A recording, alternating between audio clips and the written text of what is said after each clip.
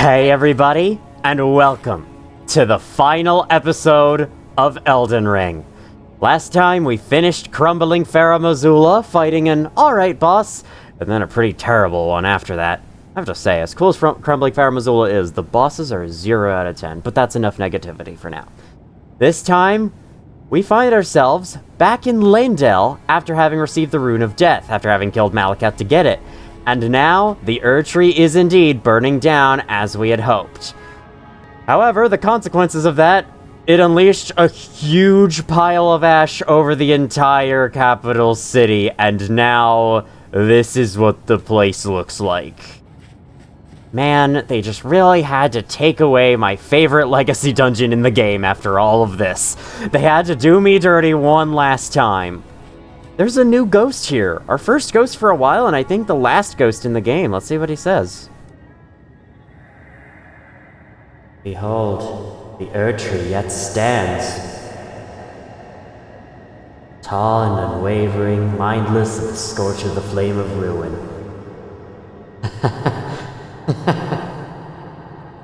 Then, we are yet golden ones. Don't worry, my goal wasn't to burn down the Erdtree. It was just to burn away the thorns that lets me enter the Erdtree and hopefully maybe stop the burning before it burns all the way down. That's actually not what I want. At least I don't think. Just to show you the immense scale of the pile of ash in the city, I'm going to start by going this direction. Because over here is where we initially entered Leyndell when we were exploring the main place. And now, yeah, you can see, this is where we entered. Right here. So if I can jump back up on the walkway, here's the initial view. It used to look like this. That's how much ash we're talking about here. The ash comes all the way up here. Damn, that was big. Did the corpse move? The dragon corpse move? I'm not sure if it did. It looks like it remains mostly the same place. Up here, I think this site of grace is no longer lit. If we were to check our map, we could see that basically none of the sites of grace in the capital are lit anymore because it's a brand new area now. We don't deserve any checkpoints in a brand new area. You know how this works. Did you say anything new? This is ready to make... No, the entire, like, freaking Pompeii levels of ash have fallen outside, and you're just in here like, I can adjust your clothes if you want. You know what? You can adjust something. I feel like you should have at least one more little thing to do before we end. What? Okay, well, so we can make Alberic's pointed hat no longer pointed. We can remove the red from that. Yeah, it's just the same usual. Oh, okay. We can remove, like, the scarf from this. Remove the hair. Do whatever that is. Set the astrologer robe back to normal if we want, but we haven't worn that in forever. You can get rid of the little thing at the top. We could get rid of the cloak completely, just have it be that little thing. Wonder, what does that look like? It's not even that big of a stat decrease. Wow. This is all that it is. This is all that it is. It just, all it really adds is the snake things to the side. That's it. How's this giving us 6.1 defense? How is that 6.1 damage negation? I was vaguely hoping you could remove the beard from this. That's interesting to see what his helmet looks like underneath, though. I guess because I'm never going to wear that helmet, I can do that. That kind of looks cool. Again, I'm never going to wear the helmet, but it kind of looks cool. Can remove the blue. Nah, it looks better with the blue. Well, it chops off the entire right side of the leg area. I'm not really sure what that accomplishes. You can take off the cape if you want. Yeah, it's usually just take off the cape, take off the extra hair accessory thing. That's all altering garments really is. Alright, well, this is sort of, kind of a point of no return in the game. Completing Faramazula will ruin Leyndell, transform it into this for good for the rest of your playthrough until you move on to New Game Plus. As for the rest of the world, it's mostly the same. I don't think anything else is affected. The one and only change is that the Erdtree is now flaming, as you can see. Looks pretty cool, honestly. I kind of like it, but I'm not going to be spending much time with it in this state. Why are the particles coming from over there? They should be coming from the Erdtree. I think the other world change is that these fire particles you can see in the sky, they are now present everywhere in the world. You cannot escape them. So if you wanted to take nice screenshots of the overworld like I did, you better do it before beating Faramazula, or go into New Game Plus and do it there, because otherwise, if you've progressed to this point, these fire particles are everywhere in the world now and they're here to stay. I think that's the only difference though. I think everything else is okay. Even the entrances to the capital itself. Entrance to the capital seems unaffected. I was just curious to see if it would be any different. Obviously, we're going to be getting a different view when we do step out there. Wow, that's neat. The thing is made of stone, though, so really, the fire shouldn't be affecting it that much. Do we still have commoner enemies out here? Because that's one of the main things you'll notice about Leyndell Ashen Capital. Most of the enemies are gone. There's very little to fight here, and I kind of like that. That's kind of what I wish the Forbidden Lands would be. If there's anywhere that the burning Erdtree looks the absolute best, it's easily the mountaintops of the Giants. It creates this really, like, Freeze Flame Galaxy, Shiverburn Galaxy-esque visual style where they combine the fire with the ice around you, and it just looks really cool. I guess it looks the opposite of cool because it's burning, you know what I mean. I just realized I have a ton of runes from Malekith. I didn't even pay attention because, you know, I just ended the last video right then and there with his defeat. Gonna return to the Roundtable Hold to see some extra things. We do have some remembrances to look at. Then, I'm also gonna level up. Let's see. Okay. We're at the point of the game now where, like, it's like I said in previous videos, level 160 I'm perfectly okay with. How many points can I add? 1 right now. Okay. I'm going to use every single golden rune item that I have in my inventory, and we're going to see how many times we can level up Arcane. Because I haven't leveled up Arcane a single time, and I want to give it some love. I basically do the same thing I did in my Dark Souls 3 playthrough, where I got like 1,000,000 points and shoved them all into luck. By 1,000,000, I mean 5. Close enough. This is going to take me a while. Be right back. Oh my god.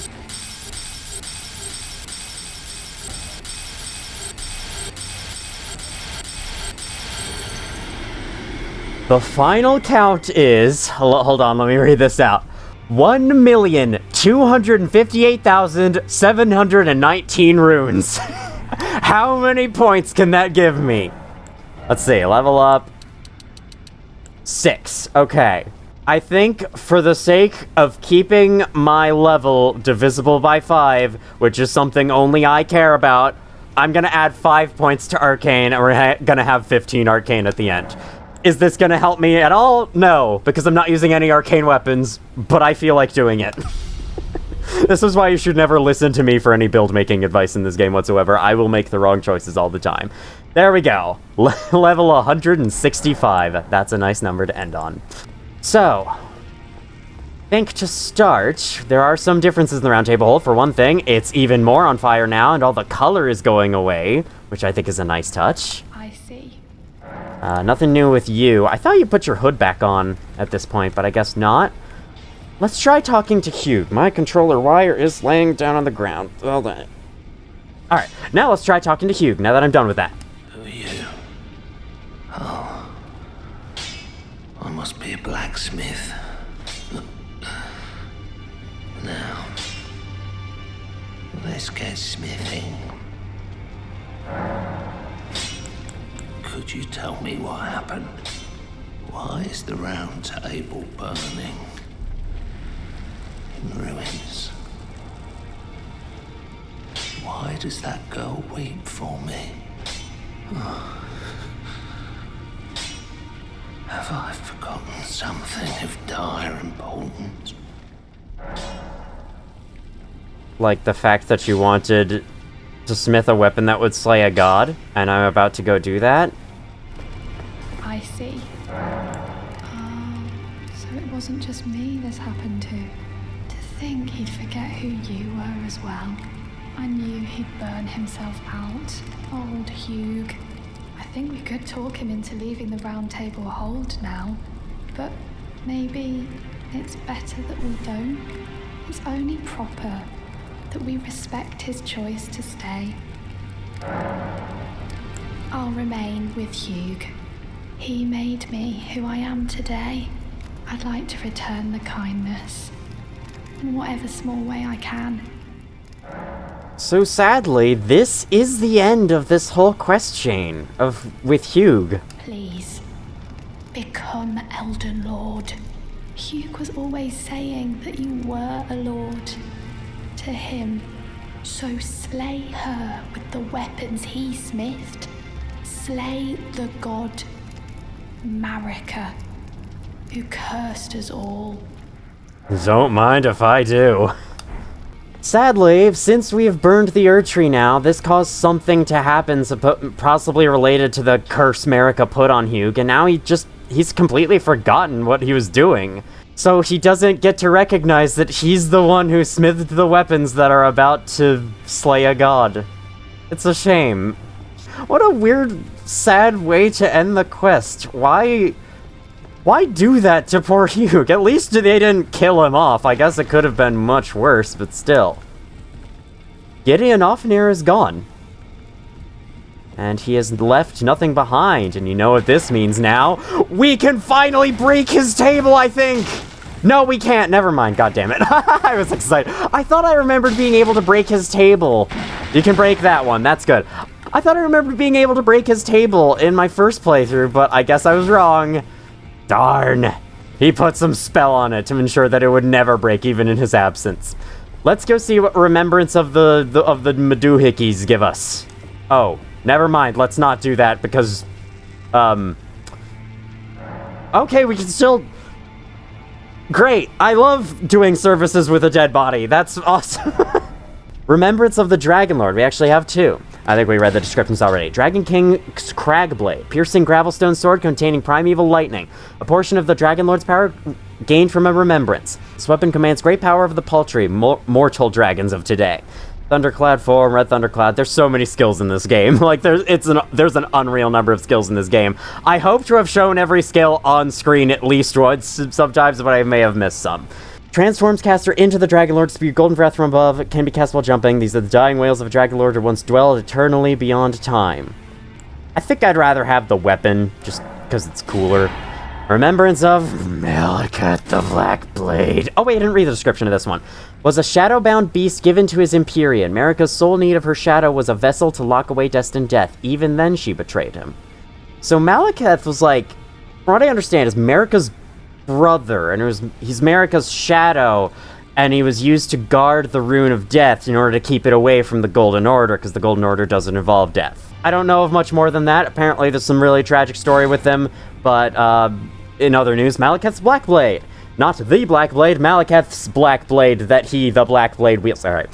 Which once harbored the power of the Rune of Death, sad shadow of its former glory. After a fragment of death was stolen that fateful night, Malekith bound the blade within his own flesh, such that none might ever rob death again. Destined Death. Summon a myriad of blades. That was one of the two very annoying AoE attacks he could do. It occurs to me I didn't show the stats of either of the other two weapons. Very sorry about that. Creates an illusory black blade, leaps forward to deliver spinning slash, emits a wave of light. Can be followed up with one additional attack. The blade was one speed with Destined Death. In addition to dealing damage, reduces foe's maximum HP, and continues to zap their current HP for a very short time. Just because I got the weapon from the other remembrance, I think I'll get the incantation this time. Boom. I think we should also have, yes, Malekith's own set is now available for purchase, and I think I will. I will splurge on it. The more armor in my inventory, the better. Loyal half-brother. Okay, half-brother. Bore a blade imbued with destined death. Was not one demigod who did not fear him. Champions duo was at stake. Indeed, that is what made them champions. Alright. It's probably time for me to follow up on all the freaking gamer rage I had last episode. I have to say, Malekith is probably my least favorite boss in Elden Ring. Just fighting him again. I did not really enjoy it whatsoever, and I even enjoyed Melania a little bit, despite saying how bullshit of a fight that is. Malekith is just so much worse. He easily takes my point for worst boss in this game. Not objectively worse, I'd say that's Godskin Duo. I know there's many people who like Malekith, and good for you. I disagree. I freaking hated him, and I was glad to get him over with in the end. To end... Oh, wait. I have bell bearings, right? I do. Somber Minor bell bearing. There we go. Saying things correctly. Here's the new stuff. We can buy Sanctuary Stones. We can buy all the Smithing Stone levels. Don't need any of them anymore, though. I think what I'm going to do is I'm going to just buy all of these. The good thing about runes in this game is that when you're really late in the game, you have so many runes to spend in shops because you're getting so many. And it's really the level ups that increase and that you need all the runes for. But since the runes you gain increase as you go throughout the game, by the end of the game, you're swimming in money. You can buy whatever you want at that point. Like, nothing can stop you from purchasing it. They could try, but they'll be quickly overturned. As a final note for this whole questline, I just find it weird that Roderica goes back on her own thing of like, tell Master Hugh she'll leave, and then she's like, never mind, I guess he can stay. Sure, whatever. I mean, you know, people change their minds, but it's still just a little bit weird. I wonder if it was somewhat rushed.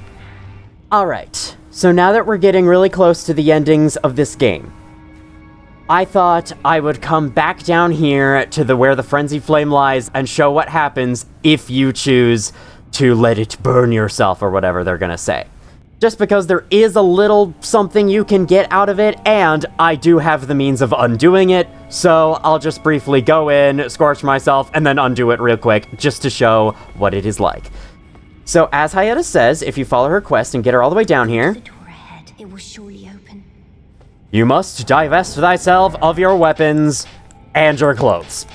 They gotta make sure you didn't strap any proximity mines to your pants. It's part of the security protocol, you understand.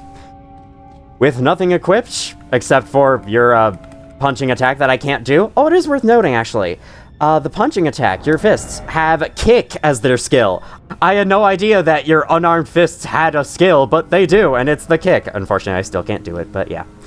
I don't know why you want me to unequip all my weapons. I can't attack down here as is. What's the point, anyway? Let's see what happens.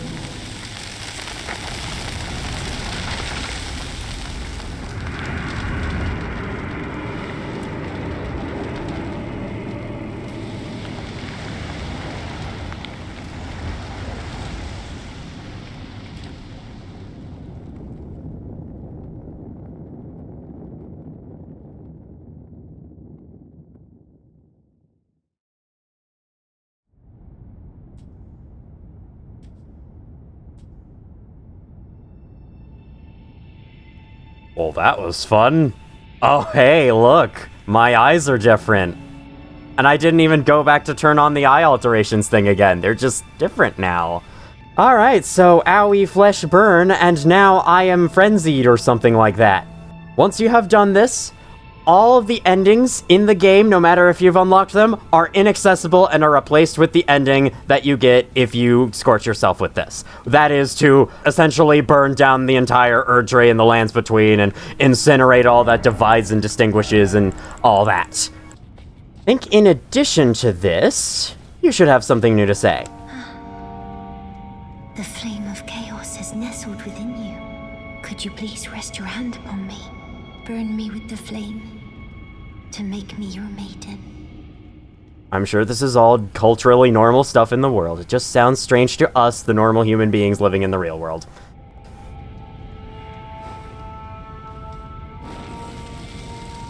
Oh, it burns. My eyes. My eyes. mountain.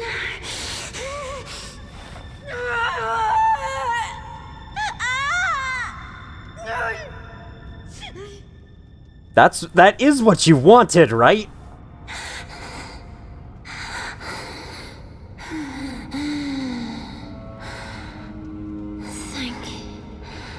Thank you. I have touched them. The words of the three fingers. As your maiden, allow me to divine them. All that there is came from the one great. Then came fractures, and births, and souls. But the greater will made a mistake. Torment, despair, affliction, every sin, every curse, every one born of the mistake. And so, what was borrowed must be returned, melted all away with the yellow chaos flame, until all is one again. So their whole mantra is existence is futile and everyone sucks, so burn it all down. I guess I could see where they're coming from. Those who gave me grapes howled without words, saying they wished they were never born. Become their lord. Take their torment, despair, their affliction, ever melt it all away. As the Lord of Chaos, no more fractures. No more birth. No more life, either. But perhaps also no more death. Can't argue with results. Guess what happens to her at the end of her quest line? What did you freaking expect? Frenzied Flame Stone and Frenzied Flame Seal. I think that's a new consumable item, actually. Yes, it is. Use FP to continuously restore the HP of those who host the Frenzied Flame. Wow! Here's a healing item that only heals certain people. Confers menace upon those who have not adopted the flame. Take care not to mistake this for its gentler cousin. Now let's take a look at the seal we got. Formless sacred seal bestowed by the Maiden of the Three Fingers. Enhances the incantations of the Frenzied Flame. Seals the mark of the Lords of Frenzied Flame. Scales incantations using strength, dexterity, intelligence, and faith all together. Oh damn, so literally any upgrades to your attacks whatsoever will buff your incantations if you use this. Except you have to go down this road to get it, so the consequences are that nobody likes you. If you do this at the point of the game where Melina is still alive, I think she will talk to you when you next rest at a site of grace and not be very happy with you. She will promise to kill you after you finish your job, and she'll just leave you there for good. But of course, if you make the journey up to the Forge of the Giants yourself, you will be the one to burn down the Erdtree instead, and there's a special cutscene for that. I'll see if I can link to a video showing what happens. I'm sure there's a video for it. This game's pretty popular, so that's usually what happens. Can't really do anything more with you. Can I reload? Alright, so good to know that if you burn to death, you just become fire after a while. There was an interesting theory circulating when this game originally came out that the 3 fingers and the 2 fingers were once together because they had 5 fingers, which I kind of like the sound of, but apparently some people have said after that that theory isn't true, or there's evidence against that theory, so that's a shame. Well, whatever. Now, I'm going to undo this because I don't want to do this. I just showed you how you can do it and what happens if you do, what you get for it. But, if you would like to undo this, if you accidentally wander into this and want to undo this, what you must do is follow Millicent's questline. You must find her here, save her from the writhing Scarlet Rot, defeat Commander O'Neill at the heart of Aeonia right here to get the needle. In order to do that, you must follow her up into Altus Plateau, give her the prosthesis from Shaded Castle. If you've already beaten the Godskin Apostle up here after doing that, you must come up here and she will be there and talk to her. Or else she will not move on to her next spot up in the mountaintops. I think you can talk to her here. It might be optional to talk to her here, I'm not really sure. From there, you must make your way to the Erdtree. She should be there in the prayer room. And then when choosing to help or fight Millicent, I think you want to help her. She'll give you the needle back once you reload the area. And then, all you've got to do after that is defeat Melania. After that trivial task, turn the needle into her little shell corpse thing and you'll get Miquella's needle. After receiving Miquella's needle, come to the arena of Dragon Lord Placidusax. You do not have to fight Placidusax to do this. You just need to be inside of his arena, then you can open your inventory and use Miquella's Needle. It is only available to use here, nowhere else in the game. So, let's do it.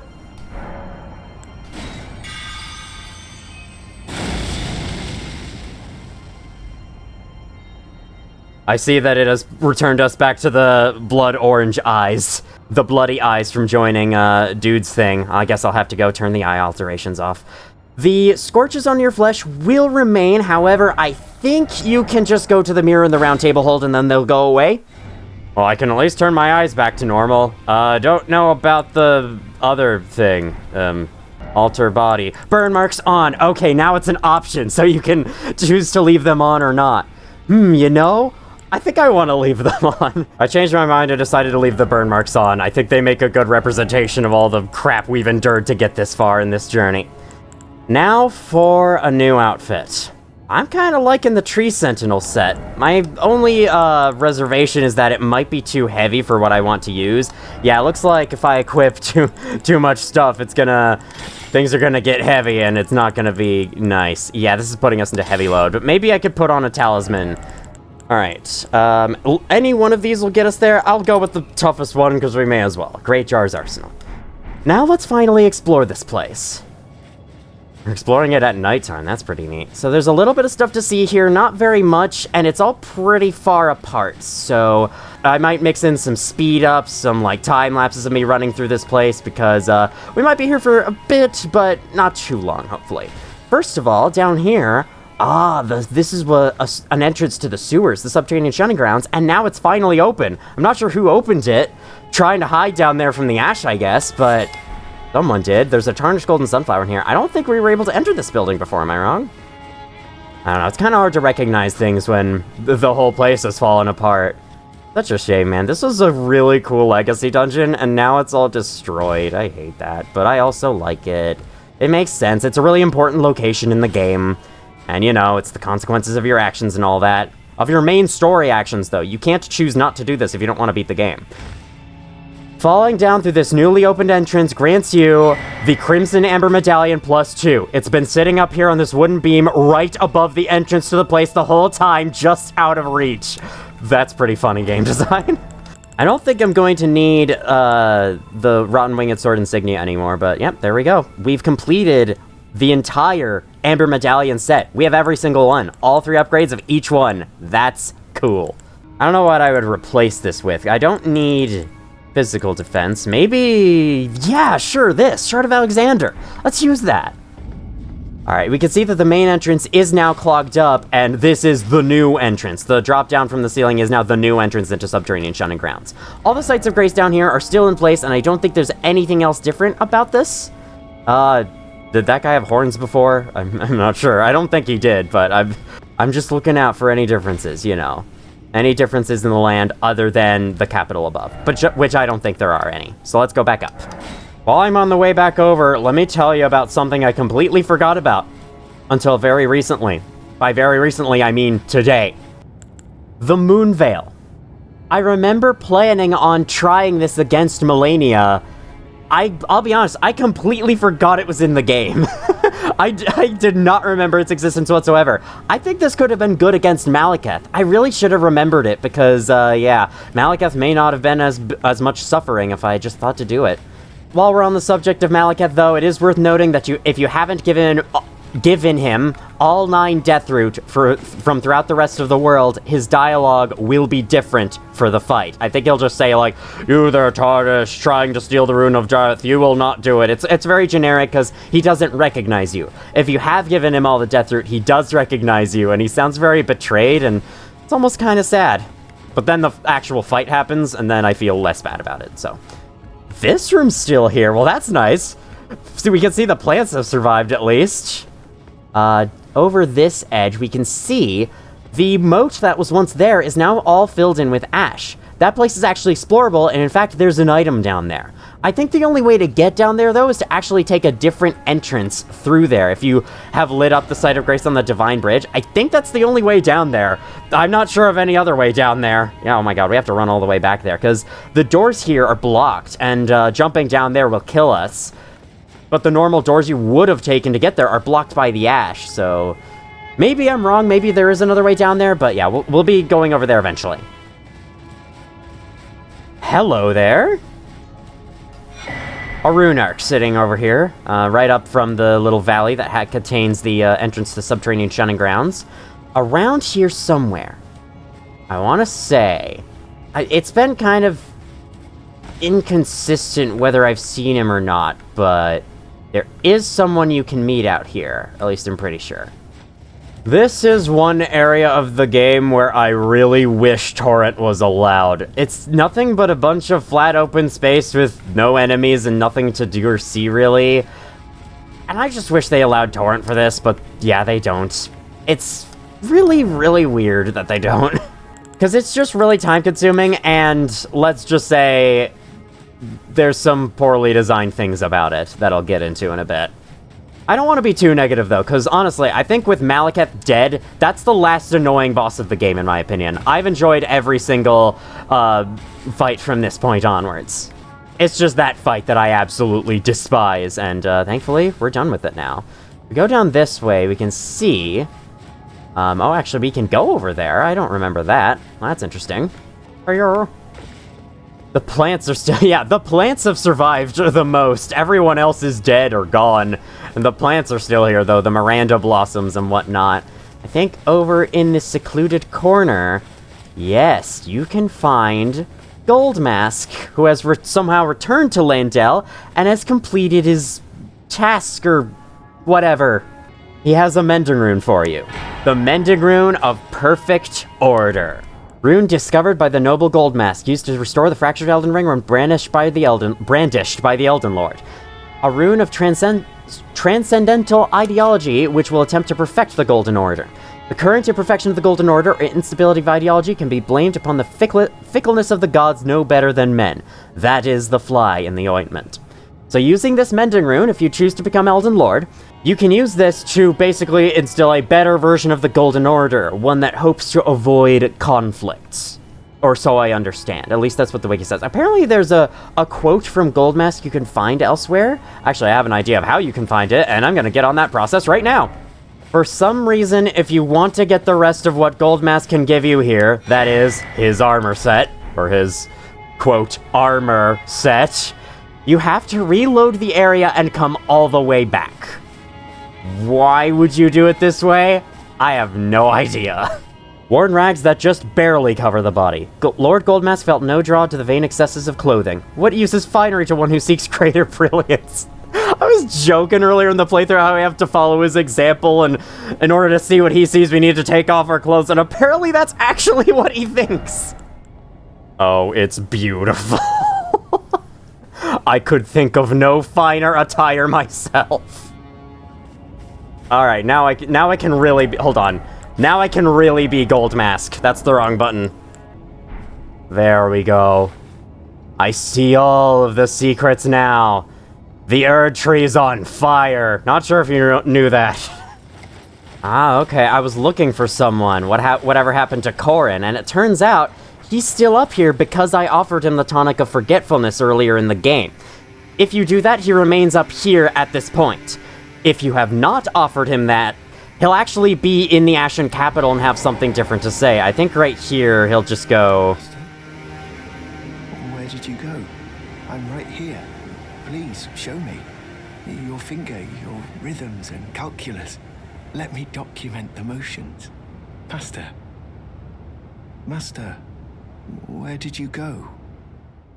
He must be getting really cold and doesn't even notice that Goldmask has already moved on and completed the task. And because it's a new trend or something, you gotta reload the area and come back in order to see everything. He'll be gone and he'll leave behind his own bell-bearing, his robe, and a flail. Yes, his robe is actually different from the regular prophet robe. That was pretty interesting for me to discover as well. I'm not sure what's implied here, if it's implied he's just gone, or if he perhaps died somehow, but his body isn't anywhere, so it's not really confirmed. Even after exile, Corrin refused to recant his prophecies, and for this he was blessed with the guidance of grace. Since then, the cartwheel draped on his neck was served as a reminder. A true guidance awaits those with iron wills, those with unwavering faith. Unwavering to a fault, if you ask me. So if you have not offered Corin the tonic of forgetfulness, and he is located in this area, you will find him around the base of this spear here. If you talk to him here, he'll reveal that his opinion on Goldmask is that he's a madman, and he has no idea what he's talking about, and it's absolutely ridiculous. Because Goldmask was actually challenging the Golden Order. Corin didn't want to accept the fact that the Golden Order might not be perfect. A very, closed-minded person, huh? I feel like with anything, no matter what you believe, you should question it, because it might not be true, and you should be open to the ideas that other people have. I think that's better.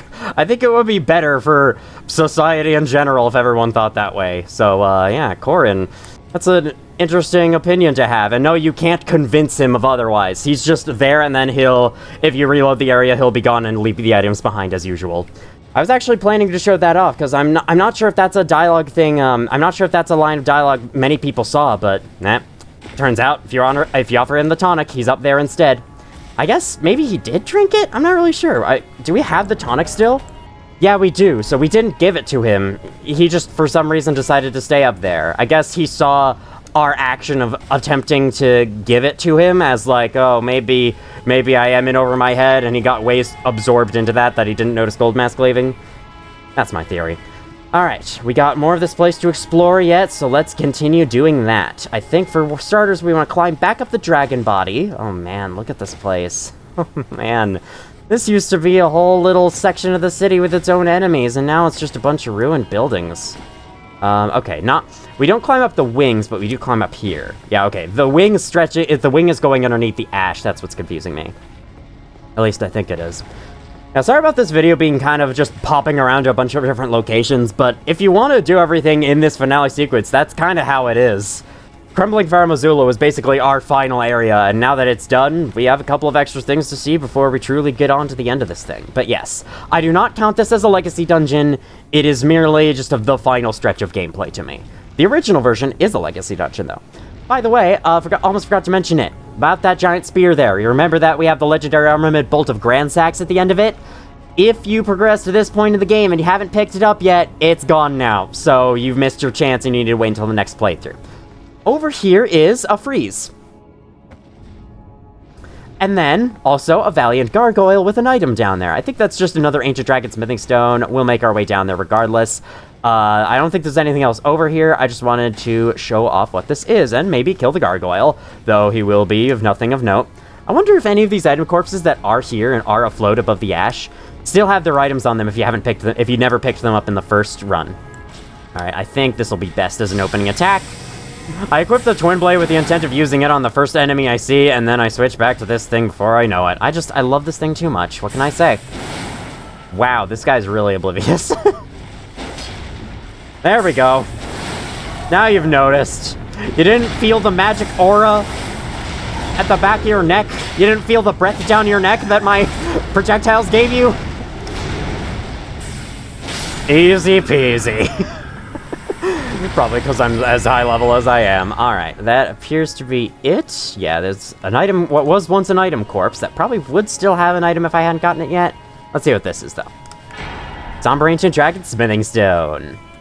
Alright, think that's it for down here. We cannot re-enter the fortified manor from what I know. If we did, there probably wouldn't be much to see anyway. It just looked like the Roundtable. Oh yeah, look, there's a door there now. That door was open before, so no. No going back into the fortified manor. That's done. Apparently you can go back up to the Colosseum area.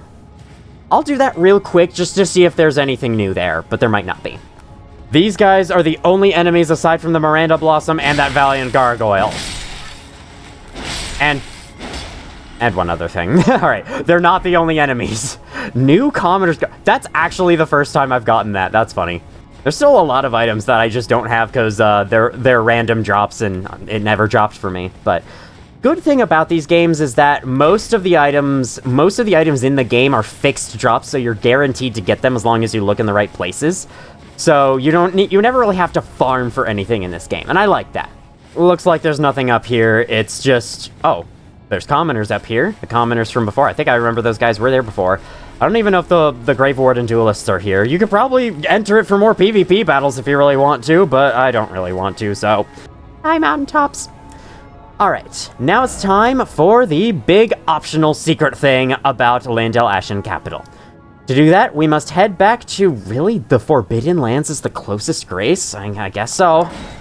Take the elevator up from Forbidden Lands, find the way that doesn't go to the Divine Tower, which is this way, and we go this way. So we're basically backtracking to that one pathway that had all the misbegotten, it had the friendly dog, the one and only friendly dog in the game, that led over here in the first place, to the Divine Tower of, East Altus, I want to say?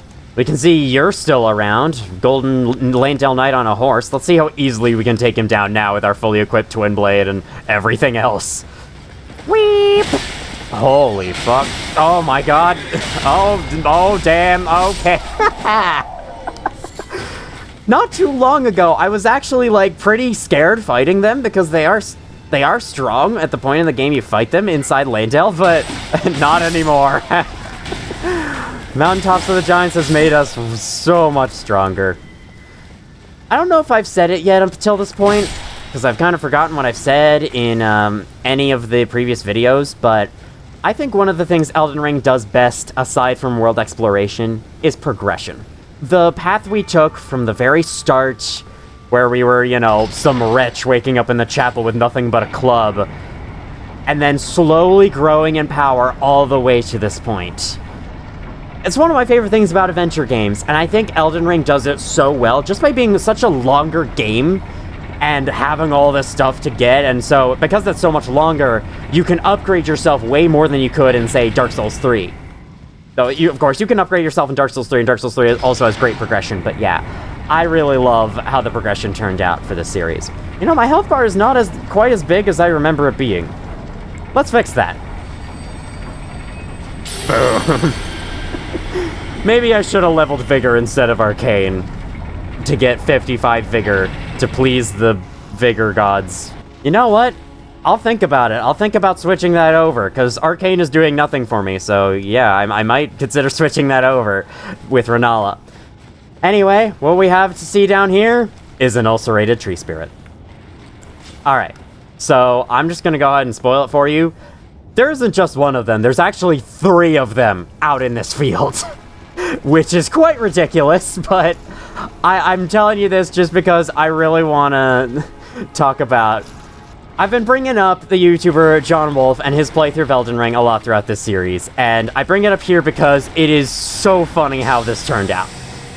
As John Wolf was playing through Elden Ring, he hated ulcerated tree spirits. Every single time he fought one, he was like, no, don't make me do this. Stop you making me fight ulcerated tree spirits.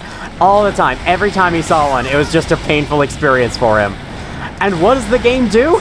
Not only keep using them repeatedly, but then give 3 of them in the final episode. It's like they know. It's like they knew that how much he hated them, or how much anyone would maybe hate them, and they used them most often out of, like, any boss. Alright, I'll see you in a bit. This is gonna be a rough battle. I guess I'll see you right now because I died and I need to show all my deaths on screen. That's a long way I have to run back. Jesus Christ. I guess the Moon, Greatsword isn't that good against them.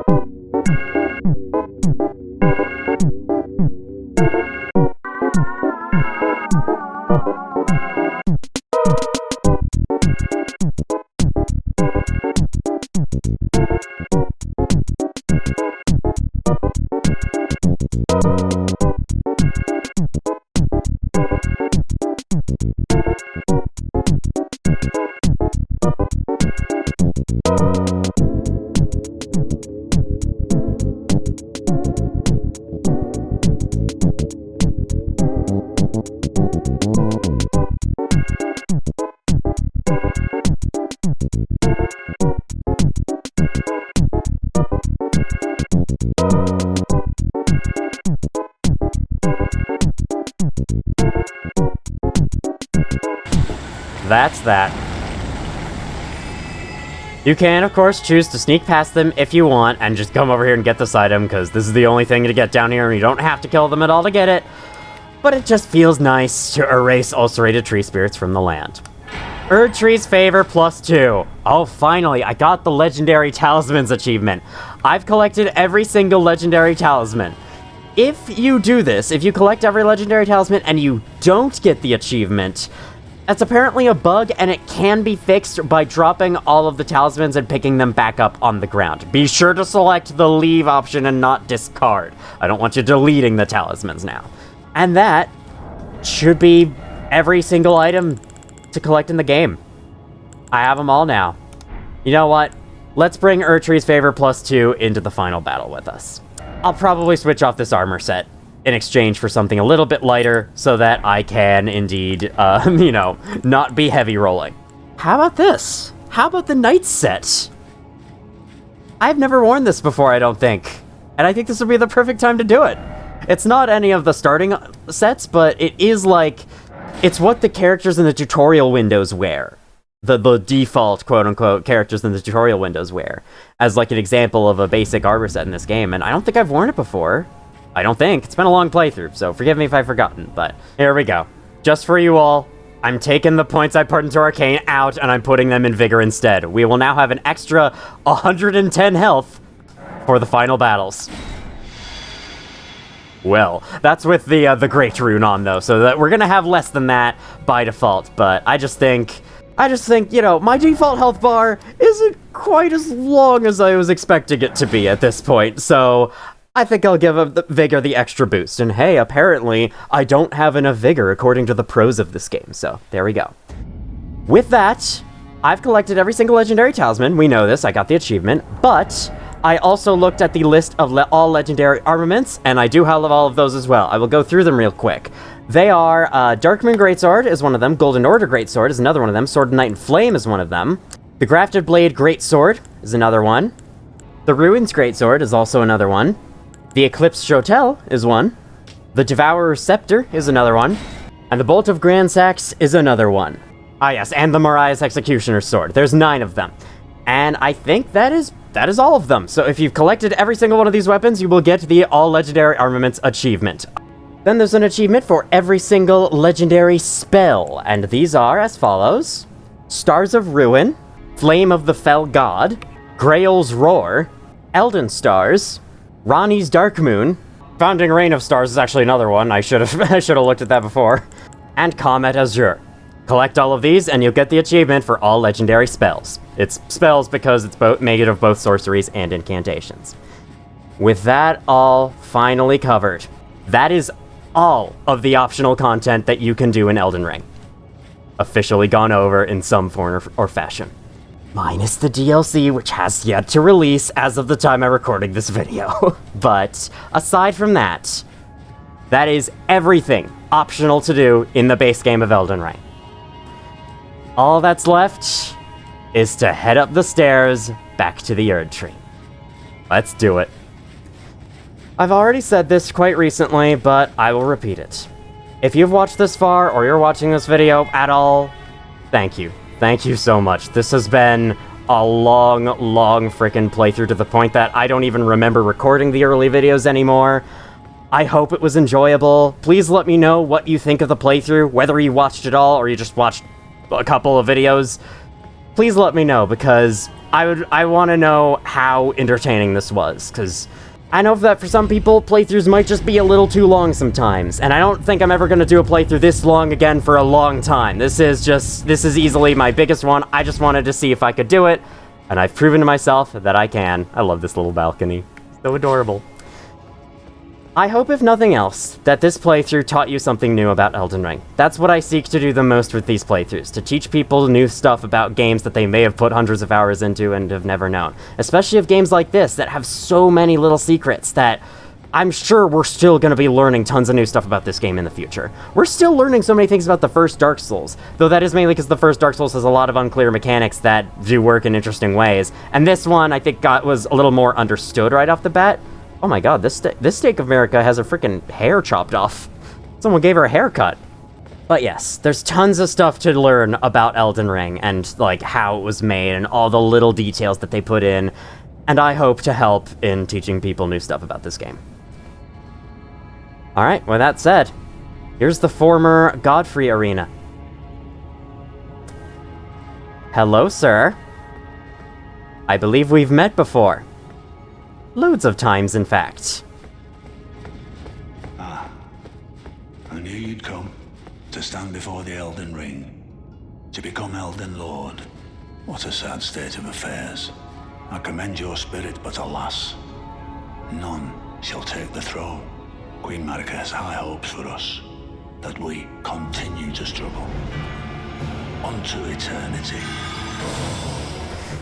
So for whatever reason, Sir Gideon Ofnir decides that going for the Elden Lord position is a futile thing, or a really bad idea. And so, he becomes one of our final bosses in the game. He is a crazy spellcaster. He pumped all his stuff into intelligence and is using basically every sorcery imaginable against us. And if you have discovered stuff like Miquella's Erdtree and shared the information with him, he gains new abilities to use in this fight. Right now, he's using Scarlet Aeonia, a skill only Malenia knew for a time. If you tell him about the Erdtree and where Malenia is, he unlocks the ability to use this in this battle. It's pretty cool. There's a couple of other things that work like that. I think he can recreate one of Mohg's abilities. He can use Blood Flame sorceries. He also has flasks, and he can do that. That's annoying. Oh, no. This is going to be sent after me. He's doing something that Rykard once did, but you don't have to teach him that. He already knew. All right, that will explode, I think. Oh, God. I need to watch my stamina. I'm using it way too much. Yep, that's... He can only use that if you tell him about Mohg. That's really cool detail. I like that a lot. You can basically set your own difficulty with this fight. For doing everything that I have, I've technically made this fight harder for myself, in exchange for some of the secret rights that he gave us. But no matter. He's not that hard of a fight in general, to be completely honest with you. Yeah, look at him. He doesn't have very much health, but man, is he, like, crazy aggressive. I kind of like it, honestly. Not my favorite boss in the game, of course. I would prefer fighting any boss from Dark Souls 3, but I don't know. I think it's fun. I think it's a fun idea. I think it was executed well. Do not have a flask. Oh, he might have a healing. He did not. My bones, a tarnished, cannot become a lord. Not even you. A man cannot kill a god. But what about a woman? You didn't say that. I know he means a human, like human, but still. Scepter of the All-Knowing and the All-Knowing set. We're still receiving new weapons and armor this freaking far. Scepter in the form of a hand grasping a pearl. Signature weapon of Sir Gideon Ofnir, the All-Knowing. He was using this as a cane the first time we ever talked to him in the Roundtable Hold, if you remember way back then. The pearl stands for the world, the heavens, and an eye, representing the many forms of knowledge never fully obtainable. Even knowing that, the All-Knowing's hand grasps for it. You're so devoted to your cause that you designed your frickin' weapon after it. Or I don't know if he made this weapon, I'm not sure. Raise the scepter to manifest the realm of the All-Knowing. Enemy magic and holy damage negation will be reduced for all within the area, including the caster. As for his armor, knowledge begins with recognition of one's ignorance, the realization that the search for knowledge is unending. But when Gideon glimpsed of the will of Queen Marika, he shuddered in fear at the end that should not be. You have nothing to worry about, Gideon. Players can always choose not to become Elden Lord in the end, if becoming Elden Lord is the problem here. So, I think, even though you failed to stop me, the end that should not be, will not be, no matter what. Whatever the hell that means. I don't know. I don't know what I was saying, but, anyway. The rest of the armor set is the same, so let's light this new site of grace. Let's rest. Oh, I think I cut it out, but I did, this is my physic that I'm going into for these remaining battles. Intelligence not, and Crimson Whirl, because I think Crimson Whirl should deserve some extra use time and screen time, because we only obtained it at the very freaking end of the game.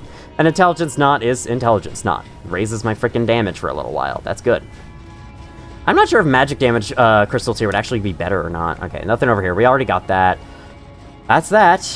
Sir Gideon Ofnir replaces Godfrey the First Elden Lord's fight that we fought way back when going in through Leyndell the first time. We didn't actually go through that entrance before.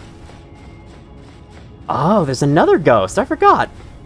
Well, future me, I guess you get to have one last voice acting, sesh. He has returned. The Lord has returned at long last. Our very first Lord, to brandish the Elden Ring once more. The first Elden Lord is back. You don't mean we're rematching Placidusax, right? Or Placidusax? That might be the correct way to pronounce it. I don't know. It would help if characters in-game spoke it out loud. Even then, though, characters in-game sometimes don't pronounce things correctly, like with Resident Evil Village, where apparently they do not pronounce Dimitrescu correctly.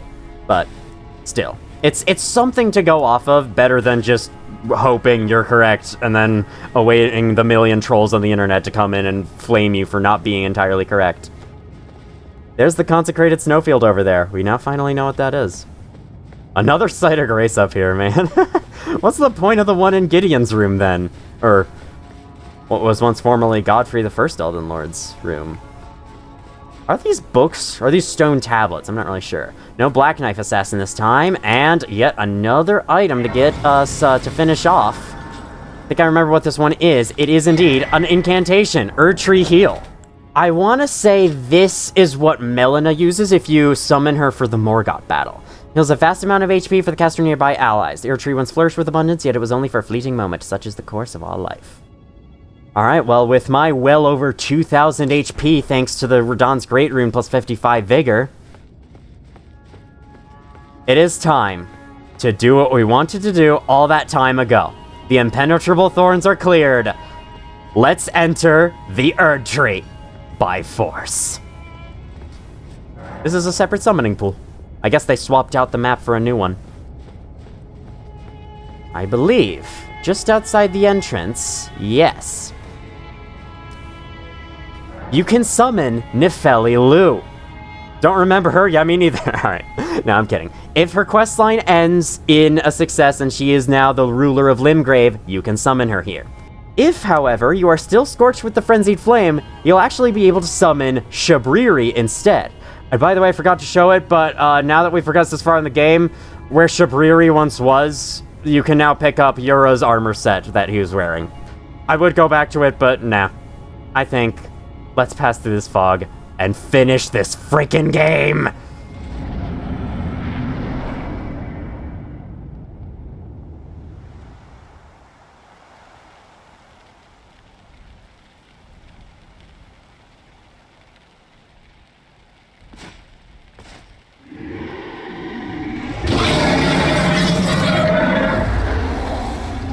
It's been a long while, Morgott.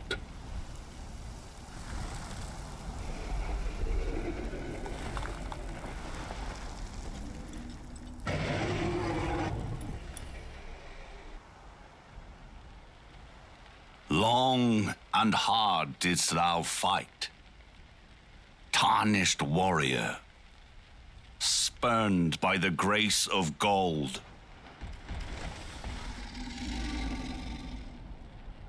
Be assured, the Elden Ring resteth close at hand.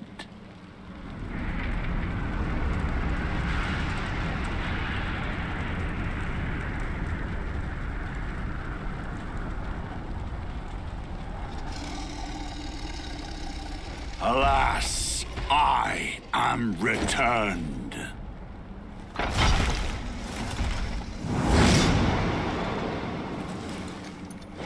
To be granted audience once more.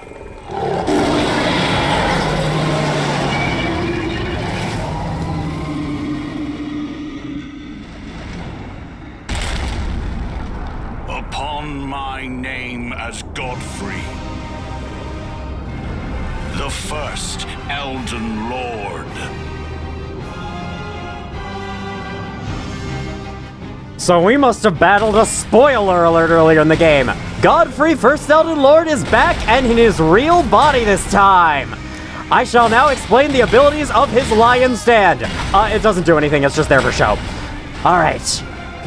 I don't remember this fight entirely, but I do remember I actually beat him on my first try in my first playthrough. I wanna say, it's either that or I got to, or I beat it on my, second try. I don't know. Either way, it went much easier than I thought it would, despite how strong this guy is. It's a tough fight. Okay. He has the Crucible Knight Stomp attack. I think the first phase is identical to how he fought before as the Yellow Ghost. Except, oh, never mind, he can do that now. Yeah, okay. You just want to dodge when he pulls the axe out of the ground and causes all those things to rise from the big, like, gaping wound in the earth he creates. We're gonna switch to Darkmoon Greatsword. Let's see how this does. Uh-oh, okay. This jump. All right, now he's powered up his stomps. Every stomp he does from this point on will have that giant shockwave. So either jump or dodge every time you see him stomp, no matter how far you are away from him. All right, that's that. Oh my god. Okay, man, already halfway down. We're doing lots of good damage.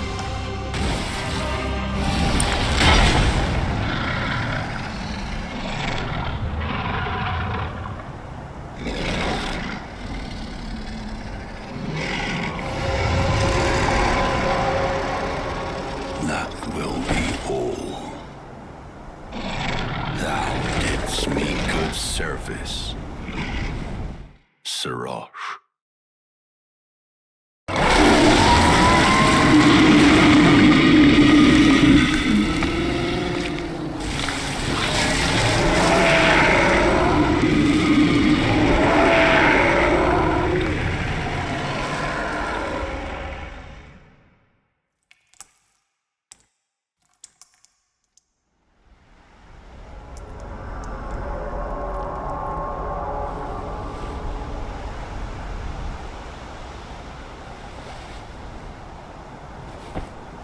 I've given thee courtesy enough.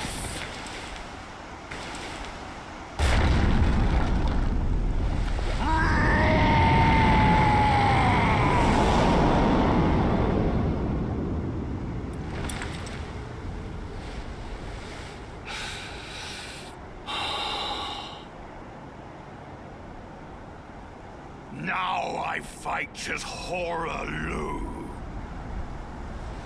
Warrior!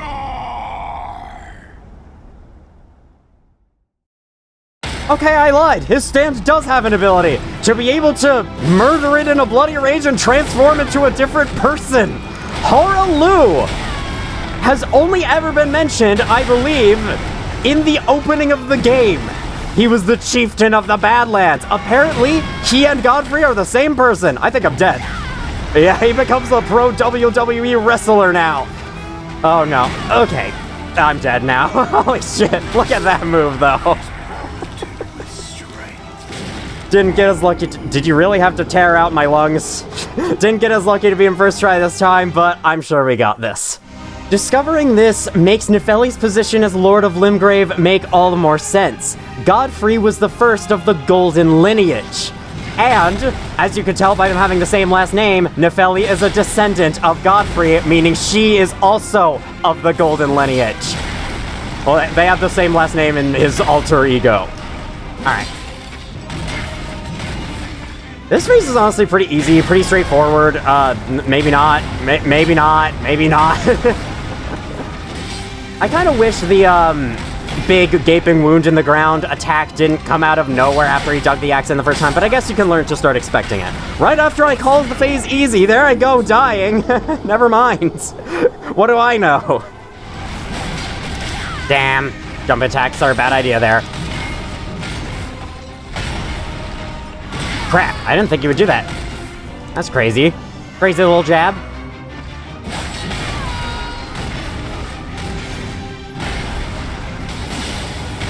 Oh no. Okay, good. Whoa. Cool, nice. I saw that coming this time.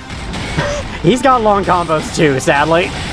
Not everyone can be, fuck. Not everyone can be not over the top around these parts.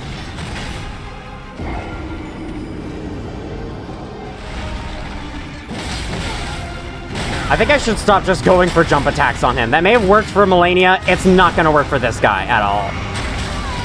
I wish I could see it. He, like, turned and then did it. What the hell? When does he do that? That might be my least favorite of his attacks. Of course, it has to be one of the new ones added for this fight. No. Whoa. Okay. Cool.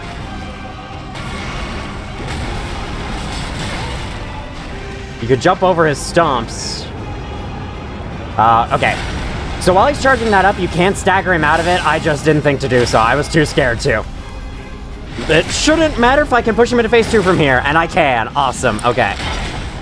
So he'll come at you with an attack right away, as we saw. Or he'll do... Okay, congratulations, buddy. Oh, man. That's rough.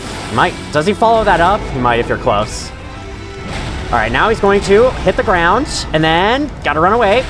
Dodge that. Cool. His face is a little weird with its attacks. Okay, what? That was a grab attack? I'm sorry, that did not look like a grab attack even slightly. I call some BS. All right, heal. Nice. Nope. Okay. Nice. He's roaring now. Is he gonna... He's gonna stomp. He might combo that. No, he won't. Okay, yes, he will. Yes, he will. Okay, he only does it twice. Good. Gonna do it again. And he's gonna fucking pound me again. Buddy, I don't have any more bones to break. Please stop. Alright, now he's gonna do this. Fuck, I should have... Oh! Ah, crap. I hit by every hit possible there. That jump towards you is delayed in a weird way that looks like he's just bending time to his own will. I don't think I'm gonna be able to heal from this. Okay, we got it. He's low. I don't know if I'm gonna be able to finish him off, but we'll see. Okay. I don't know when his punish windows are, because I've only fought this phase like once before in my life. Alright, enough. You're done now, okay? You're done. Shit, no. Okay. I keep like panic dodging as soon as I can. I need to hold out for a second. I need to see the timings for myself. Only problem is, like, when I'm feeling out the timing for an attack for the first time, I'm not ever able to dodge it successfully the first time. So when I'm that low on health, it's gonna hit me regardless of what I do. I was somehow unable to dodge that. Oh no. So I don't dodge away from people. I understand now. Okay, while it's sliding on the ground, it doesn't hurt you. That's really good to know. Oh, crap. Oh, missed me. Why? What? What the hell? Why did I go that way? Okay, yeah. Good thing I could just do a cool flip and all of that goes completely past me. Oh, Souls game logic, how I love you. I do love it because it allows this game to actually, I don't know, be possible for me.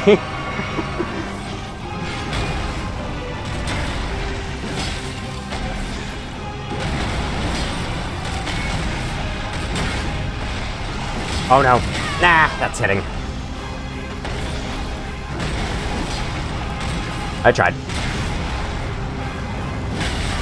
Shit. Well, at least I got a hit on him.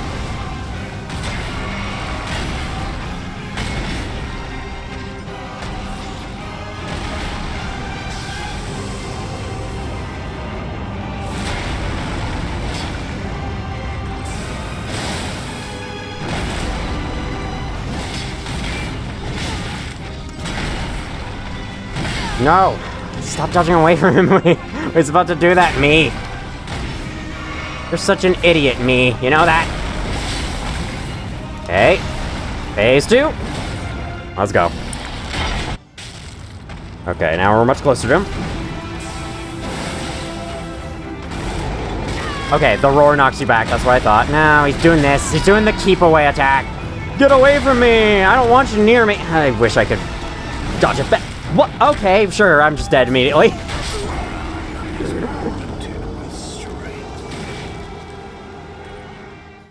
Yeah, and I got that strength.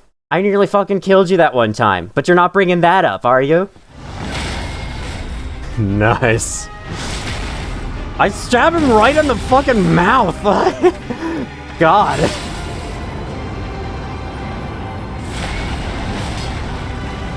Well, that's phase 2 immediately. Nice.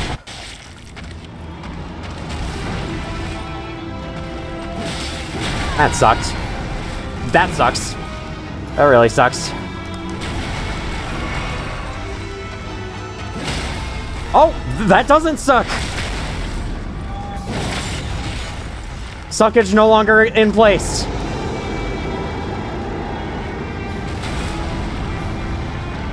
He does it a second time, remember that?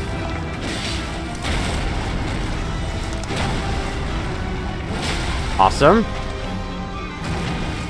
I feel like any of his moves will transition into the big WWE slam. And now one more hit. Boom! Tarnished. Thy strength befits same crown.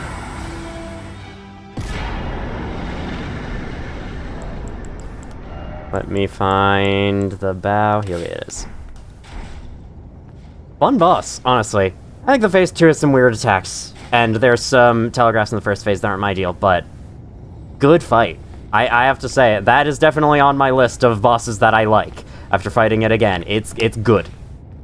I'm not really sure what the narrative reason is for him turning back up again, but I think they just wanted to have like a would-be Elden Lord faces the first Elden Lord for a final test of strength.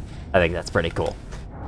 Let's read his Remembrance. Remembrance of Horalu to separate him from the first Godfrey fight. We'll see what these unlock, I think, in possibly a bonus video. When Godfrey, first Elden Lord, was robbed of his grace, becoming tarnished, he took with him his kinfolk and left the lands between.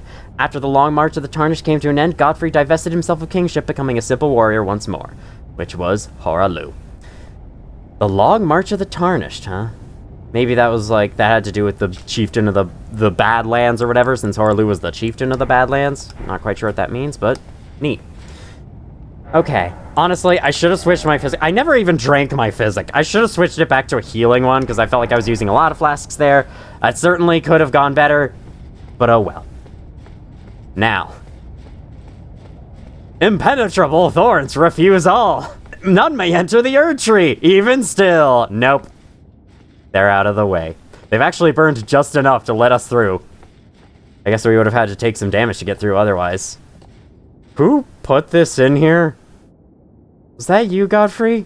Well, if so, thanks. I'll take it. I won't be able to use it very much, but I'll take it. Alright. Let's do what we've wanted to do ever since the game started. Enter the Erdtree.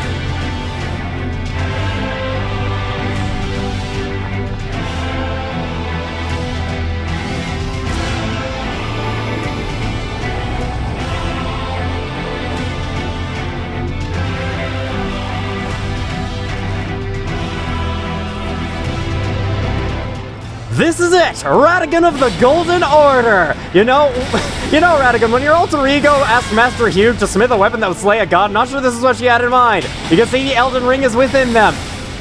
The two of them, as Radagon and Marika. He'll send, those waves of damage away from himself whenever he swipes with a hammer like that all across the ground. And he'll basically just try to hammer you into next week. He'll become the blacksmith himself, but a blacksmith for your demise instead of his own, I guess. The jump attacks work super well, just like with everything else. Almost halfway down. Normally I say that to segue into the Phase 2 transition cutscene, but this guy has no Phase 2 yet. Alright, I tried to jump there, did not work. Well, damn. We did really well, though. Isn't this music amazing, though? It is just the main theme of the game, but 10 times more hype, and that's what I love about it. You do get a frostbitten. Okay, I wasn't sure if you did. All right, this I think we can jump over. Yes, we can. These last two bosses have probably the most easy-to-tell attacks that you can jump over of any boss in the game. Because normally I'm like, I don't know, I'd rather just dodge roll to be safe, but I think with these guys, there are certainly jump opportunities. Like with that attack, I didn't even dodge properly. Okay, you know what? You know what? Time for me to shut up and focus. You get the idea. It's a boss, we have to drain its HP to 0 to kill it, and we have to avoid damage ourselves.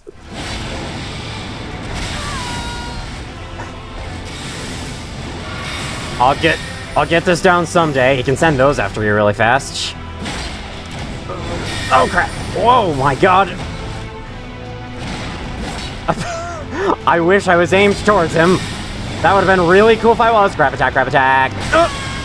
Okay, if you're any closer than that, he will grab you and he will smash your face in a couple of times. Thankfully, I just got hit by the AoE, though. This guy loves explosions, though. Basically, all of his attacks leave an explosion behind. Oh my god. Oh no. Okay, what the hell? This is going surprisingly bad. Maybe not surprisingly, but still. Alright, it's time for me to switch back to the old reliable. This greatsword is so good, seriously. Alright. I can light this up, see how susceptible you are to its blasts. Quite a bit, alright. Maybe I shouldn't be going for random jump attacks. Jesus Christ, man. Think that's enough? Think that's a big enough explosion? Ooh, okay. Whoa, whoa, whoa.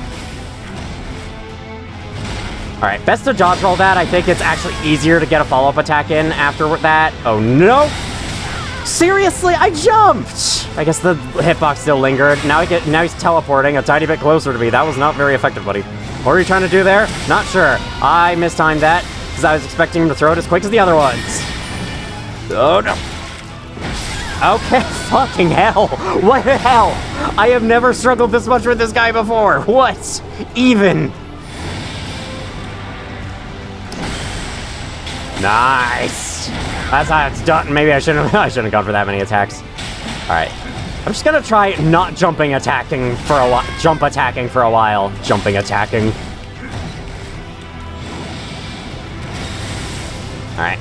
Dodge the initial blast by jumping. Oh no, that explodes. Because of course it does. And that was a bit more delayed than his others have been. I jumped right into the hammer. Whoa. Okay. I'm trying to heal. Buddy, I'm trying to heal. Can you not explode? For 2 seconds. Alright. Stop exploding for 2 seconds. I appear to have hit another case of first try syndrome. The first attempt is the best one, and the rest of them are nowhere near as good. Why does this always happen to me? It even happened with Melania and Malekith. And now this guy? Okay, dodge rolling is apparently better than jumping there. Right as soon as I say, oh, these are the bosses where the jump windows are easy to see. And then I mistake certain jump windows for... Or I mistake certain windows for rolling as for jumping. Alright.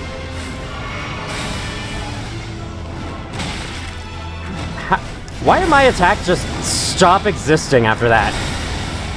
Because you got hit, stupid. Yeah, you're probably right.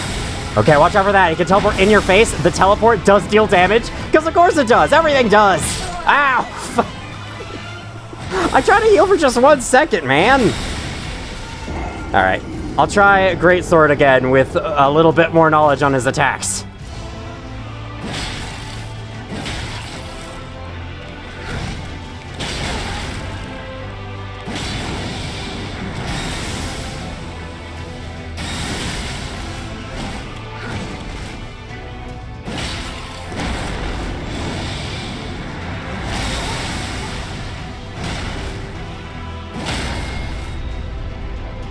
Alright. Seems to be little to no indication on which hammer slams of his are going to leave an explosion and which won't. Which I'm kind of not a fan of. I prefer to have easily readable attacks in my boss fights, but whatever they want to do. This guy's fun, though. I don't... You know, I don't think he's the best boss in the world or anything, but he's fun. Okay. That, a triple slap. See that one? That leaves a pattern reminiscent of the Elden Ring. That's pretty cool. Alright, we're doing much better this time, man. Greatsword was the right call. I might be dead here, though, because I got caught by the hit. I didn't expect him to release it so quick. I'm not dead. Alright, roll. Get up, get up, get up, get up. Uh-oh. Shit! I thought he would be closer, so I thought I should roll instantly. Man, did much better, though, so let's keep going with Greatsword. It's kind of a shame. I wanted my Twin Blade to be the one rocking it against this guy, but I guess not. And maybe it'll get another chance. Maybe.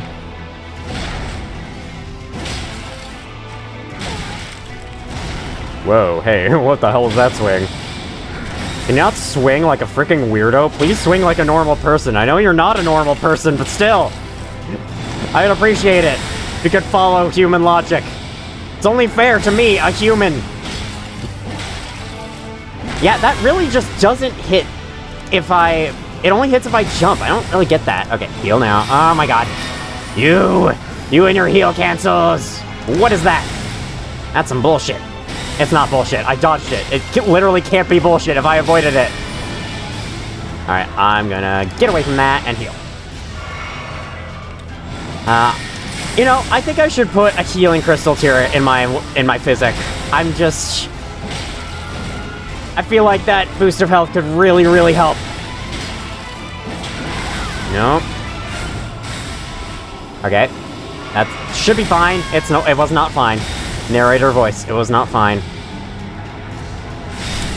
Nice! I should have healed. I should have healed. Oh, I can heal now. Because he's just gonna grab in front of himself like an idiot. And he's gonna cancel those heals as soon as I make them. Because that's the kind of boss he is. Really? That initial wave hurts. Cool. I should really charge this thing up with magic. I don't know why I'm not. It's because I'd rather attack him any chance I get. Okay, then. Sure, buddy. Heal now. Oh, you're not throwing out the instant spear things to throw me? Right away? How generous! Thank you. Okay, seems like he rests after that. Awesome. Shit, I didn't think he could do that. I don't know why I'm going for this. I might just die here. I did not just die here. Boom! But of course, as you all know, why would it ever be that simple?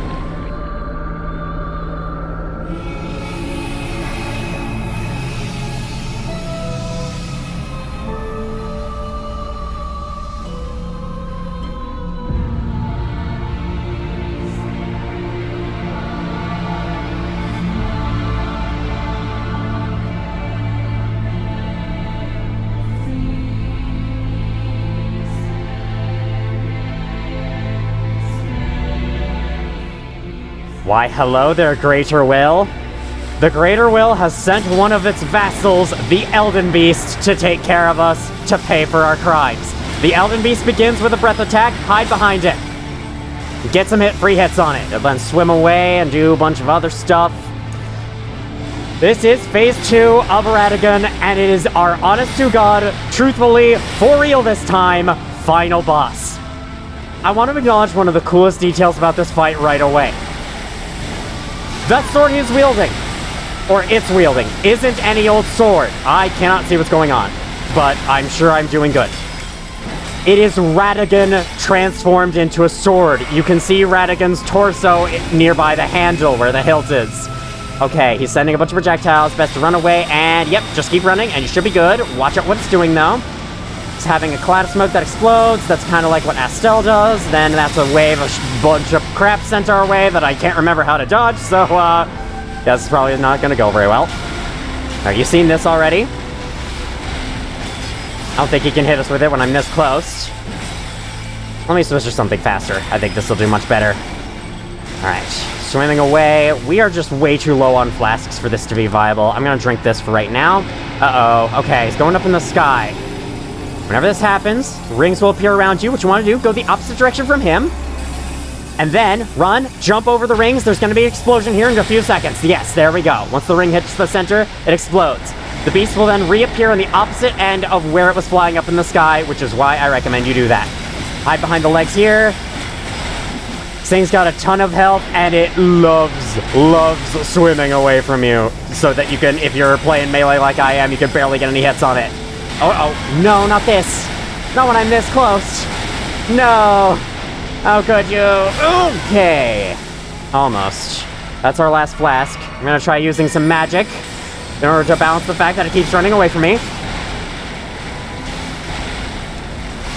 It's actually not running away from me that much this time, but perhaps next time. I doubt I'm gonna win this, though. I'm out of flasks. So, yeah, we're gonna need to pull a rabbit out of a hat if we want victory here. There's another... Oh god, there's another small detail in the Godfrey fight that I forgot to point out, but I really should because it's awesome. You notice in the opening cutscene, there was a line of light streaking from Godfrey pointed in your direction. It's his guidance of grace pointing towards you, since he is a tarnished. That is cool. This attack sucks. Okay, this is Elden Stars. One of the incantations you can use yourself. I think what you want to do is like lure it away in a direction and then immediately go the other way, tank right through. Unfortunately, you'll have to tank. It's really, really hard to avoid if you don't. Eventually, it'll disappear. You just need to outlast it. And you should be good. He's actually halfway down. I wonder if we have a chance here. I'm not gonna... Okay, no we don't. That's dead.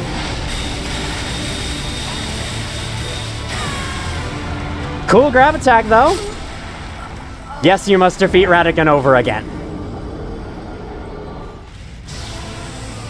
I have learned from my past mistakes and I'm going to charge this thing up, finally. I'm sure y'all were screaming at me to do that.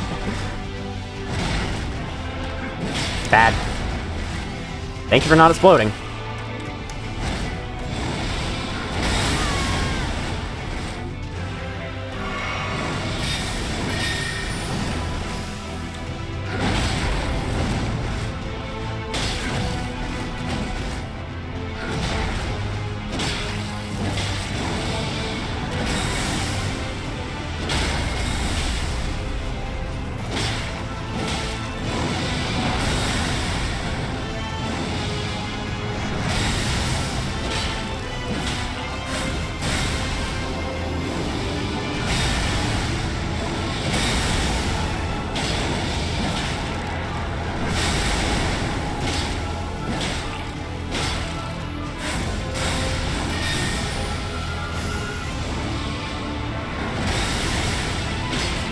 Clean Radagon fight! Holy, I did so much better!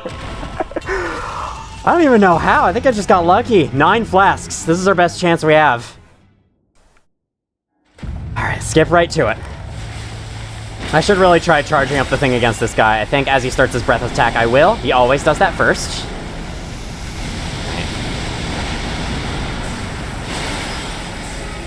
Alright, I need to say this before I forget.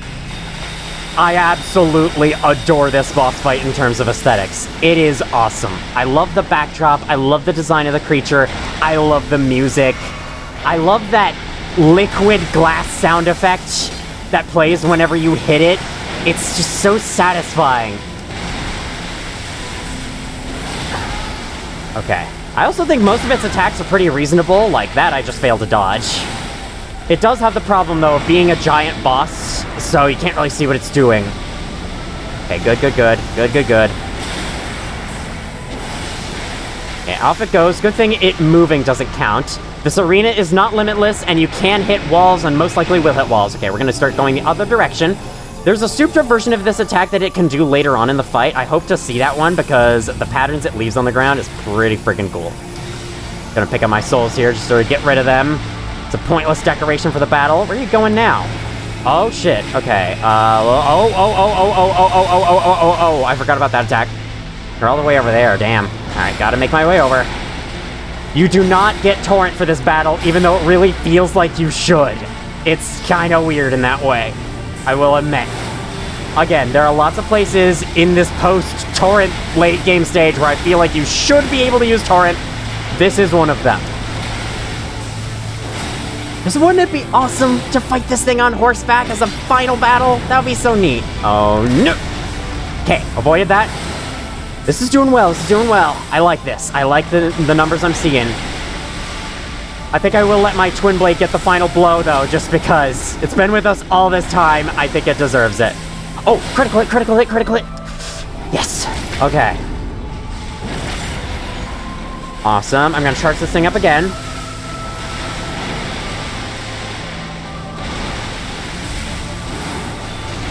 Nice. And then that comes back at you really fast. Best to watch out. Yeah, best to watch out. Yeah, sure. Best to be aware of the boss fight. Great tip from me. Elden Stars is out now. I'm going to try do my strategy. Let's go through it, lead it away. All right, yeah, now, because it takes a while to turn towards you. Okay, now he's doing that. It's actually pretty good timing. Elden Stars could disappear any time now. I would really appreciate that. Okay. Uh-oh, this one's gonna be hard. Oh my god, hello! Hello, sir! You're really close to me. We dodged the explosion, thankfully. I'm gonna charge this up once again, because you need to freaking stay still. Uh-oh. I do not know how to dodge that. I'll be completely honest with you.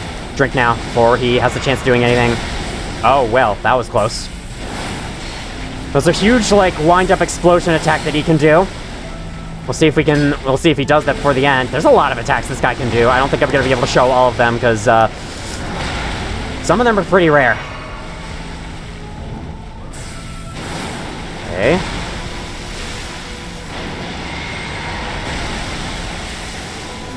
Thank you for staying close. I appreciate it, my man. I don't appreciate that, my man. My man. Bro. Broski. No. Okay. Oh, that feels so fun to dodge. Why do you have to be so far, dude? Alright.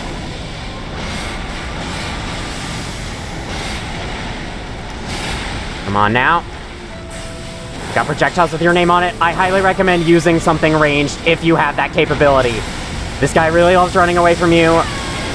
So going true melee and, like, limiting yourself to only being able to hit up close makes this fight a little bit more tedious. Okay. Just need to land a couple more hits. I will do so when I'm not being chased by about 1,000 attacks. Like I said, I'm gonna give my Twin Blade the killing blow. Let's go.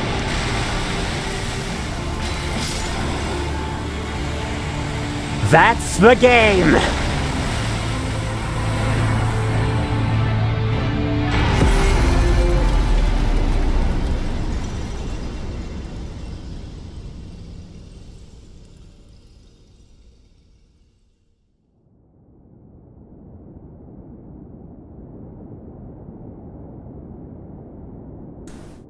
That is it. If you must know my opinion, I actually really like that fight. I say actually because everyone seems to hate it, but I am a rare defender of Elden Beast. I actually really like it. Yes, it is a little bit tedious, I agree, but damn is it just cool. In aesthetic. It's really the aesthetic and atmosphere that does it for me. Clean off this grime, where did that even come from? Final sight of grace in the game, inside of this point, you can just go off and do whatever you want at this point. Oh my god, look at that, we're actually inside the Erdtree, that's really cool. But of course, I can't do that because we have nothing else to do in this playthrough. The final outfit swap, we've already kind of worn this before, but I don't know, I think it looks cool, and I want to wear my best stuff for the occasion of finally taking down every single boss in the Lands Between. Assuming the DLC doesn't also take place in the Lands Between, that statement will remain true even after the DLC releases and adds a ton of new bosses. That feels great, man. Bosses are officially extinct. Alright. Now, your choices here are to either touch Fractured Marika. Doing so will allow you to repair the Elden Ring and become Elden Lord as is ordained. You may also include a Mending Rune in that. To explain what these do, we'll explain what all the ending choices do one final time. Mending the Elden Ring is the most basic ending. It's actually one I really like. It might be my favorite ending of them all. And yeah, that's it. You repair the Elden Ring, you become Elden Lord, no strings attached. That's it. Using the Mending Rune of Perfect Order instills a newer version of the Golden Order onto the Lands Between that supposedly will prevent wars from breaking out by... I'm not completely sure how that is, and perhaps how that is done doesn't really align with your views as a person, so maybe you might not want to choose this after all, even though it might sound good. I don't know. It's up to you, though.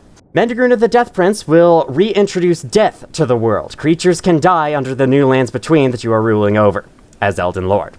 I know for a fact there's a lot of people who speak out against the idea of immortality, saying that they don't like it. They think that that would be terrible to live through. They don't want to live forever, so this would be a good choice for you, I think. There would be a fourth option here if I completed the Dung Eater's questline, as he also gives you a Mending Rune. All it does is you become Elden Lord and you cover the world in shit. That's it. Cover the world in shit and curses. There's literally no reason to pick it. So, I didn't even bother going down his questline, because fuck him. Fuck the Dung Eater. That's your choices if you want to become Elden Lord, though. All 4 of those endings, by the way, give you the same achievement. I'm just gonna tell you this ahead of time. As for other options, if you decide going through the Lands Between has been a huge headache and you just want to see it burn away, then you may scorch yourself with the Frenzied Flame, and instead of those options, you will instead have the option to burn it all down if you touch the Fractured Marika. As for the final option, for finishing Ranni's questline, you may summon her here. And I think, I'm still not completely sure about this, it seems like Rodney is basically a more peaceful, less violent version of the Frenzied Flame ending. You are essentially kicking out Marika as a ruler, kicking out the Golden Order and all of that, and replacing it with something else. I'm not sure if it's like completely ridding the Lands Between's existence. I guess it kind of sounds like that from how Ronnie described it, but again, I'm not really sure. Either way, the choice is yours for which one you would like to go with. As for me, this is probably one of the toughest choices I had to make for this playthrough. But I've decided. You may call me a simp all you want, but I'm gonna bring in Ronnie.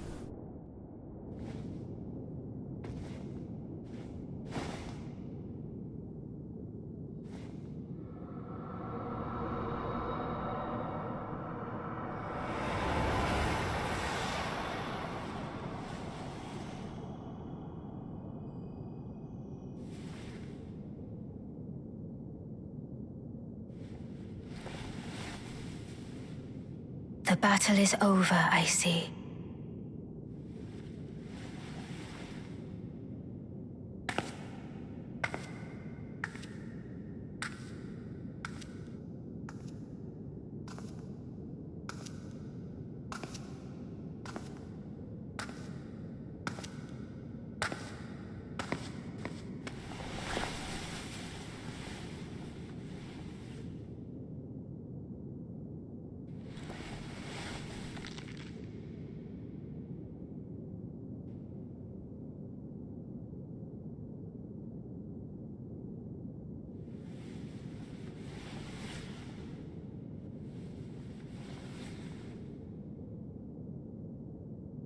I do solemnly swear to every living being and every living soul. Now cometh the age of the stars, A 1,000-year voyage under the wisdom of the moon. Here beginneth the chill night that encompasses all, reaching the great beyond. Into fear, doubt, and loneliness, as the path stretcheth into darkness.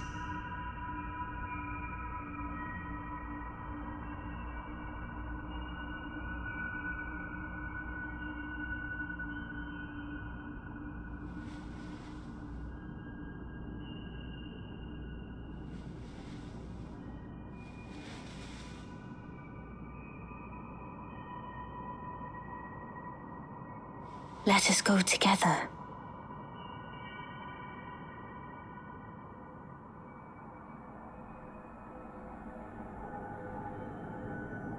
My dear consort eternal.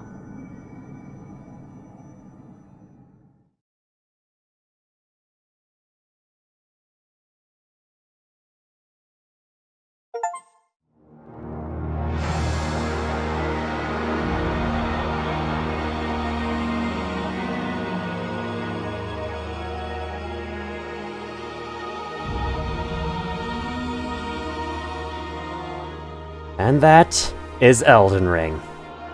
The endings are short, all of them are, perhaps disappointingly so, after you spend 100 hours getting through the game like I just did. But I think the idea is that your actions building up to the ending, including the final battle, are the ending, and that the cutscene, they matter more than whatever cutscene you get at the end. At least that's how I see it. I chose Ranni's ending mainly because I didn't have the achievement for it, but also just because we did her questline throughout the whole rest of the game, and I do see where people are coming from when they think the Lands Between is just a load of bullcrap. But I didn't want to go the burning down route. I just thought that would be a little over the top. So I went for the more calmer, peaceful route of kicking away the greater will in America and maybe the entire rest of the Lands Between. I wish it was more clear what happened there. But that's neither here nor there. And before I forget, greater will? More like greater won't! Alright, I gotta be real with you. I'm not the biggest fan of this game's credits theme. I'm sure they put a lot of work into composing it, and I feel bad for dogging on it like this, but after the 3 very awesome, peaceful, relaxing credits themes of the Dark Souls games, this one's just kind of a letdown. So you know what? I'm gonna bring in the credits theme for Dark Souls 2. The one Dark Souls game I'm very unlikely to play on this channel. Alright, now to talk about Elden Ring. Personally, I prefer Dark Souls 3 as a game, but I would be lying if I said that I didn't have a wonderful time playing through this game, both times. Not just this playthrough, but the first time as well. And I think I owe most of that to the game's wonderful exploration and the progression, the build-up from beginning to end. This game has easily the coolest open world I've ever seen, in terms of variety of locations and the way that it's built and laid out so that a very small amount of it is visible from the start, but then it just keeps getting bigger. There's background elements, like stuff in the distance that you think are just the background, but no, they're actually playable space that you will get to eventually. And every single location in the game, no matter how minor, no matter how pointless, has something there that you can't find anywhere else. Simply put, there's a reason why this game revitalized people's interests in open world games. It's just amazing how it's built.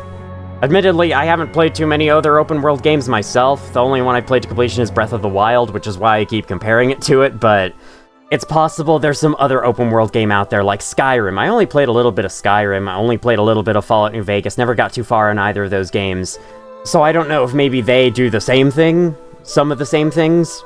All I know is, this had one of my favorite exploration experiences of any game ever. Very close up with Hollow Knight. I don't know which one I would prefer overall, but this was great. And keep in mind, this is after I had the entire game's world spoiled for myself. My first playthrough was not blind. I went in knowing how the world was laid out, and I still enjoyed every little bit of it. As I said before, my least favorite part of this game are the boss fights, but I'm surprised to say I did enjoy a lot of them this second time through, even some of the ones that I didn't really enjoy my first time through. And when I think back to the list of bosses I do like, there are a lot of bosses I like. As much as I was getting close to wanting to tear my hair out against Malenia, I did enjoy fighting her at least a little bit. And I'm sure, given enough time and patience, I would also be able to enjoy Malekith once I really get his moveset down. It's just that at the point in the game he's placed, I am all out of patience for learning bosses. When I'm fighting him after an entire, 90 hours of playing through the entire rest of the game, by that point, I kind of just want the game to be done, so when it puts something like Malekith in my road, I am automatically going to hate it. I'm sure Malekith is a great fight if I get to learn him, but I don't have the patience for it, at least this time around. I'll be honest though, playing through this game kind of twice in a row, this is my second playthrough of the game, and I started it as I was finishing my first one. This game is kind of exhausting to play through, so even when the DLC comes out, I don't know if I'm going to return to this game for a while. It does have a lot of replayability, but just the thought of exploring this massive world again, even though I know that I can skip stuff because I've beaten all the bosses in this playthrough, I never have to do that again. But yeah, it's just really daunting, and it kind of puts me off from the thought of replaying it. I'd sooner replay something like Hollow Knight. Alright, so as these credits are going by, I feel like I should dole out some credits of my own, because a lot of the information I gave in this playthrough was not from myself. It was from lots of other people that I then shared. So, allow me to thank Illusory Wall and Zully the Witch for their awesome videos on the weird inner workings of these games. Their videos revealed stuff like the Altus Plateau dogs dealing way more damage than they should in older versions, and also the changes between all the different versions of Elden Ring in general, including the map differences. Additional credits to go to anyone else who helped them with those videos. I know they don't work on it alone, so. I also want to thank Berto Please, sorry if I'm mispronouncing that name, for all of the detailed information on the 1.0 version of Elden Ring. Looking back at that sort of prototype release was just really interesting and gave a little bit of insight on the development decisions for the game, and so I thank you deeply for making those videos. I also want to thank all the editors for the Fextra Life Wiki. I know the Fextra Life Wiki is sometimes inaccurate, I know that for a fact, because their Dark Souls 3 wiki isn't that great. Every page is like 50-50 chance of being really well made or a complete lie. But their Elden Ring wiki is by far way more consistent and way better, probably because it's the more popular game. It can't be easy to document all the information of a game like this, so I thank them for their effort. Finally, I want to thank the YouTuber John Wolf for his playthroughs of Bloodborne and Elden Ring. The reason why is because his playthroughs are really what got me into these games. The way he played them and his own personality being added made them look like so much fun, and without that, I don't know if I ever would have been here playing them for myself and making these videos on them. I hope I was able to make this game look just as fun as he makes them look in his own playthroughs, because that's what I really want to get across with these playthroughs, both this and Dark Souls 3. These games are really fun. They're not an endless, tormentous cycle of death. They are deeply satisfying and rewarding games with tons of replayability, and so many things to enjoy from all over. And finally, I thank you for watching. Especially if you watched every video up until this point. I really hope these videos were entertaining and that they taught you something new about this game. That is what I hoped to achieve with it. All that I plan to do in the series from this point on is a death compilation and possibly a bonus video, but until then, thank you all for watching if you did, and as always, I will see you all in the future.